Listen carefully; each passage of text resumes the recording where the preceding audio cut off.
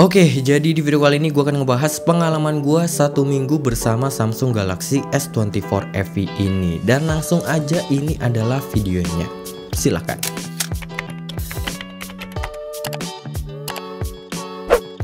Halo semuanya, balik lagi sama gua Dio Nugroho dari channel Gadget Boy ID. Oke, jadi ini adalah Samsung S24 FE. Ini adalah alternatif yang lebih murah dari seri flagshipnya. Sebelum lanjut, gua akan bahas dulu untuk spesifikasinya. HP ini pakai chipset versi baru yang agak dipangkas sedikit untuk clock speednya. Pakai Exynos 2400i dengan fabrikasi 4 nanometer. RAM-nya ada dua, ada yang 8/128 dan 8/256 GB. Untuk slot SIM-nya di sini kita cuma bisa masukin 2 SIM card aja tanpa micro SD dan dia udah support sama eSIM. Untuk RAM-nya masih bisa di extended juga sampai 8 GB. Untuk baterainya meningkat 200 mAh dari versi pendahulunya S23 FE, sekarang jadi 4700 mAh dan support pengecasan sampai 25 watt. Untuk fitur wireless charging, HP ini juga udah support, dan untuk fitur reverse wireless charging di sini juga udah ada. Buat di bagian layar, sekarang layarnya lebih luas 6,7 inci, panelnya Dynamic AMOLED 2X 120Hz, resolusinya 1080x2340 pixel, support HDR10+ dan kecerdasan maksimalnya di 1900 nits. Dan dia udah terproteksi sama Gorilla Glass Victus Plus untuk di bagian depan dan untuk di bagian belakangnya. Kalau untuk OS-nya saat ini gue di versi Android 14 dan One UI versi 6.1. Dan yang sangat amat menariknya, mereka ngejanjiin kita bakalan dapetin update selama 7 tahun. Wah, ini panjang banget, Pak. Di paket pembeliannya seperti biasa khasnya Samsung banget, sangat-sangat simple, cuman ada dus, handphone, kabel Type-C to Type-C, SIM ejector dan buku panduan. Kalau buat harga officialnya 10 juta kurang sedikit buat yang 8/128 GB dan 11 juta kurang sedikit buat yang versi 8/256 GB. Tapi gue punya rekomendasi harga yang pastinya akan di bawah itu, jadinya kalian bisa cek aja link yang ada di deskripsi di bawah. Oke, jadi gimana pengalaman gue selama pakai Samsung Galaxy S24 FE ini? Gue sebagai user Galaxy A55 merasa S24 FE ini tuh levelnya beda banget, Pak. Ya emang sih, ini tuh masuknya ke kelas flagship, walaupun ya secara tampilan layar atau desainnya ini kelihatan 11-12 sama A55 gua. Tapi secara fitur dan performanya perbedaannya cukup signifikan. Hal yang paling menyenangkan dari gue pakai handphone ini itu di bagian fitur Galaxy AI-nya. Ada circle to search yang bisa ngepoin barang-barang yang ada di sosmed, atau buat scan barcode ini juga bisa. Ada interpreter dengan listening mode, jadi kita bisa translate 23 bahasa asing tanpa koneksi internet. Jadi kalau lagi nyasar di luar negeri itu kagak perlu panik lagi, Pak. Ada live translate juga, bisa terjemahin bahasa asing di panggilan telepon, dan bisa juga untuk aplikasi pihak ketiga kayak WhatsApp, Google Meet sama Instagram. Ada AI Composer yang bisa koreksi email biar lebih profesional, bisa bikin caption, bikin komen juga bisa, dan bisa pakai bahasa Indonesia juga. Ada Sketch to Image yang bisa nambahin objek yang kita pengen dengan kita gambar aja, dan nanti AI-nya itu bakalan buatin sesuai dengan gambar yang kita bikin sendiri. Ada AI Eraser juga yang bisa ngapus objek yang gak sesuai sama selera kita. Ada cropping foto, jadi kita bisa mindahin objek ke kanan atau ke kiri atau ke atas bawah, itu bebas. Gedein atau kecilin objeknya juga bisa. Ada potret studio yang bisa generate foto dari muka kita, jadi bisa bentuk sketsa kayak begini, atau kartun ini juga bisa. Dan menurut gua semua fitur itu beneran bukan gimmick aja, jadi bisa kepake banget, entah itu buat dipakai kerjaan, pas lagi traveling ke luar negeri, atau mau mengasah kreativitas hasil foto kita.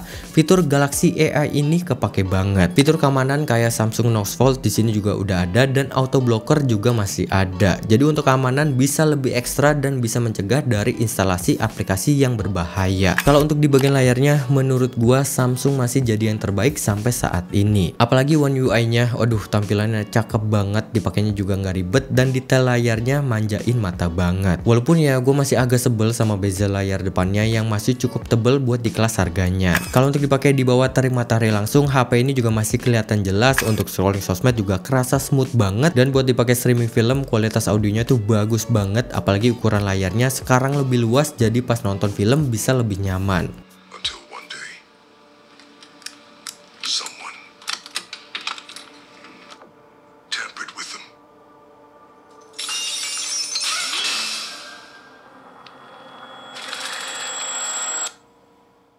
Kalau soal desainnya, Samsung Galaxy S24 FE kali ini menurut gua ya masih gini-gini aja pak. Tapi ini bukan sesuatu yang negatif, malah ini positif kalau menurut gua. Mempertahankan desain kayak gini tuh suatu keharusan sih. Soalnya desainnya cakep banget, warna HP-nya juga kelihatan mewah dan ada lengkungan di bagian frame-nya. Jadi pas dipegang satu atau dua tangan, HP ini masih tergolong nyaman. Rating IP68 di HP ini juga ngebantu banget karena gua orangnya suka motoran dan pernah juga hujan-hujanan di jalan. Jadi gua kagak perlu panik dan gua tetap naruh HP-nya di kantong celana aja. Vibration motornya juga ini kelasan flagship, jadi pas ngetik di WhatsApp geter-geternya itu udah mantep banget. Kalau untuk performanya, kelasan HP flagship itu emang kagak pernah gagal sih. Walaupun ada kata E-nya, tapi menurut gua performanya ini sangat amat bisa diandalkan. Buat kegiatan harian kayak buka tutup aplikasi nggak ada lemot-lemotnya, dan buat edit video di CapCut juga masih oke banget. Core Antutunya di sini gue bisa dapet di angka 1,6 juta dan untuk skor storage testnya di angka 176 ribuan. Kalau buat main Genshin Impact, HP ini dapat settingan default medium. Gue coba main di settingan ini aja dan FPS-nya gue naikin ke 60 FPS. Overall gameplaynya masih aman banget, lancar, minim frame drop, dan pas ketemu musuh yang cukup rame, gameplaynya juga masih nyaman. Untuk rata-rata FPS-nya gue dapat di 55 dan pas main selama 20 menit, suhu body tertingginya cukup stabil di 40 derajat. Kalau buat PUBG Mobile, settingannya bisa dapat di Smooth Extreme Plus dan HDR Ultra. Di in-game gue selalu setting ke Smooth Extreme Plus aja, soalnya gue mau ngejar 90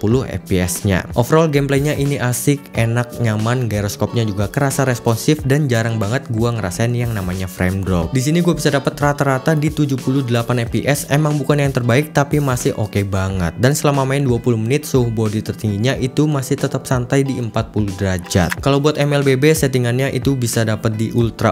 Gue main di settingan tertingginya dan overall gameplaynya enak banget, smooth, lancar, layarnya kerasa responsif, dan pas lagi nge-war gue jarang ngerasain yang namanya drop FPS. Di in-game gue dapat rata-rata di 99 fps dan selama main 20 menitan suhu body tertingginya tergolong masih aman di 40 derajat. Kalau untuk baterainya, sepemakaian gue rata-rata HP ini bisa dapetin SOT 5-6 jam. Overall ini masih oke banget buat pemakaian casual kayak sosmed, streaming YouTube, main game tipis-tipis. HP ini bisa gue pakai selama 1 hari. Gua tes main Genshin Impact 20 menit baterainya berkurang 10%, main MLBB 32 menit baterainya berkurang 13%, dan buat PUBG Mobile 25 menit baterainya berkurang 11%. Kalau untuk ngecasnya, karena di sini nggak ada kepala casan bawaan, seperti biasa gua selalu ngecas pakai casan gua yang 100 watt ini. Dari 5-50% makan waktu 30 menit, dan kalau sampai 100% makan waktu 1 jam 24 menit. Saran gua kalian bisa aktifin fitur baterai protection aja, jadi kalau misalnya kita overcharge, fitur ini bisa ngelindungin baterai health kita. Kalau untuk kameranya, HP ini punya 3 setup kamera, ada 50 megapiksel kamera utama, 12 megapiksel ultra wide, dan 8 megapiksel untuk telefotonya. Dan untuk kamera depannya dia pakai resolusi 10 megapiksel. Untuk menu kameranya dia kayak begini, ada mode portrait, foto, video, dan more. Di more ini ada pro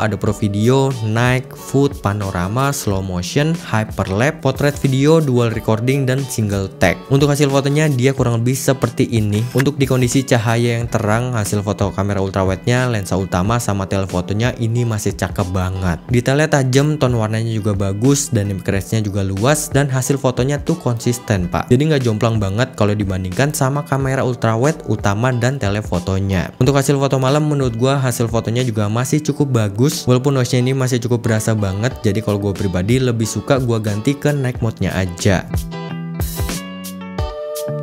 karena noise-nya jauh lebih minim dan tone warna yang jadi lebih pekat.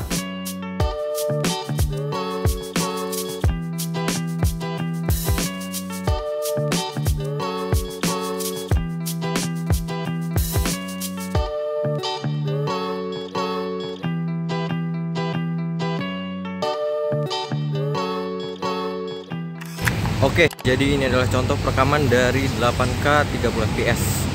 Ini kalau gue coba pakai jalan, kalau gue lihat dari previewnya, dia ini masih cukup stabil sih. Ini mantep banget, detailnya tajam banget pak, gila.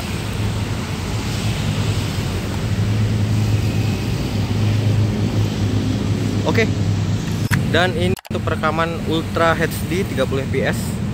Ini kalau gue coba ganti ke 0,6 nya, wih smooth banget. Gue balikin lagi ke 1 kali, ini ke 3 kali optical zoom, dan ini untuk zoom maksimalnya di 12 kali. Gue coba balikin lagi ke 1 kali. Ih, cakep banget.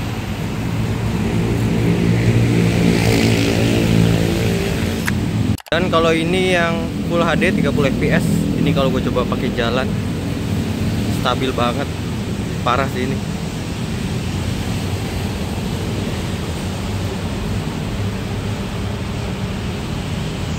Gue coba ke 0,6,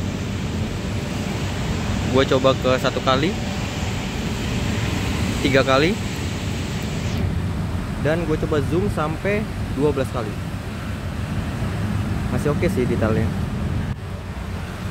Gue balikin lagi ke 1 kali. Dan ini untuk resolusi tertingginya 8K 30 fps. Wah, ini hasilnya juga cukup stabil kalau dilihat dari previewnya. Dan dia bisa di zoom atau tidak. Oh, bisa ternyata sampai 5 kali. Gue balikin lagi ke 1 kali, gue zoom lagi ke 5 kali. Detailnya masih cakep.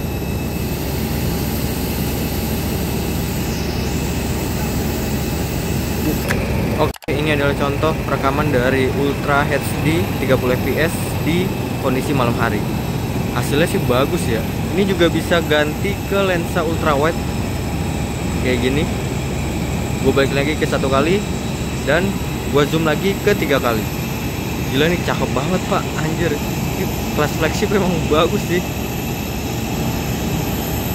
Ini gue ganti ke 1 kali. Kalau gue lihat di previewnya ini stabil,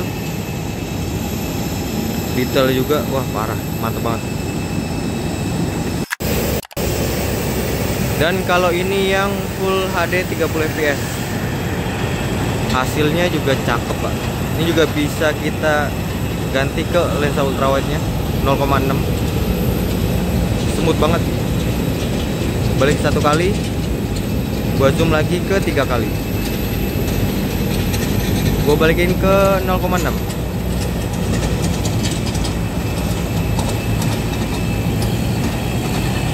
Gue balikin lagi ke 1 kali. Wah parah asli. Detailnya cakep juga nih, nggak kalah sama Ultra HD nya. Oke.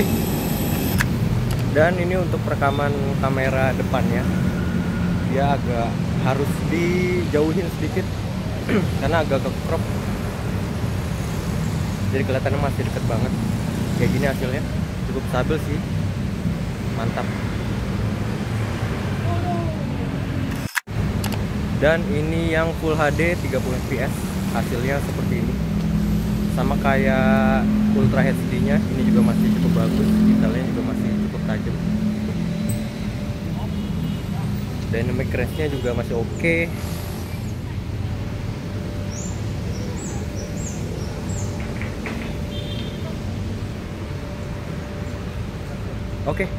Oke, kesimpulan gue buat Samsung Galaxy S24 FE ini. Pengalaman gue pribadi, emang HP ini tuh kelasnya ada di tengah-tengah antara seri A dan seri S-nya. Selama penggunaan sih gue gak ada keluhan yang gimana-gimana, walaupun emang bezel layarnya ini bisa dibilang tebel buat di kelas harganya, tapi selama seminggu gue pakai, lama-lama udah terbiasa dengan bezel layarnya ini. Fitur Galaxy AI-nya juga gue suka banget, walaupun ini masih belum ada keterangan resmi dari pihak Google kalau fitur ini tuh bakal nantinya akan berbayar atau enggak, tapi seenggaknya Samsung ada ngasih 5 fitur AI yang pastinya based on device. Jadi nggak tergantung sama koneksi internet dan emang ini pure punyanya Samsung. Intinya kalau emang kalian punya uang yang di range harga 9-10 juta, Samsung S24 FE ini udah worth it banget. Tapi kalau kalian budgetnya bisa di atas lagi, saran gue bisa ambil yang seri S24 series aja. Soalnya emang levelnya itu tetap beda. Jadi kalian bisa dapetin experience yang lebih menyenangkan. Oke, mungkin segitu aja video gue kali ini. Kalau kalian ada pertanyaan, kalian bisa tambahin di kolom komentar di bawah. Dan kalau kalian tertarik sama handphone yang satu ini, udah gue taruh linknya di deskripsi di bawah. Oke, segitu aja, terima kasih banyak. Gue Tino cabut, sampai ketemu lagi di video selanjutnya. Mantap.